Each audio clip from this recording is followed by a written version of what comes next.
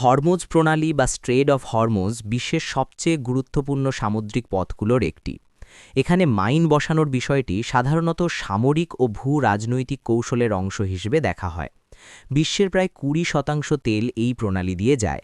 যদি এখানে মাইন বসানো হয় তাহলে জাহাজ চলাচল ঝুঁকিপূর্ণ হয়ে যাবে এবং তেল সরবরাহে বড় ধরনের সংকট তৈরি হতে পারে।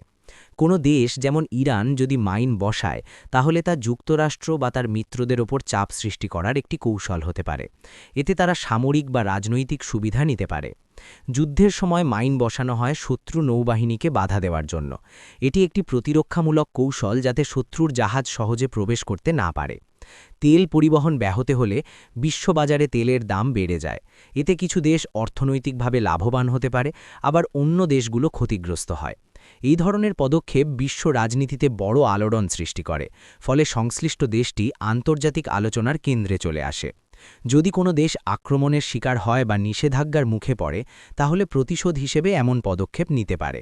হরমুজ প্রণালীতে মাইন বসানো মানে শুধু সামরিক পদক্ষেপ নয়, এটি বিশ্ব অর্থনীতি, তেল বাজার এবং আন্তর্জাতিক রাজনীতির ওপর বড় প্রভাব ফেলতে পারে।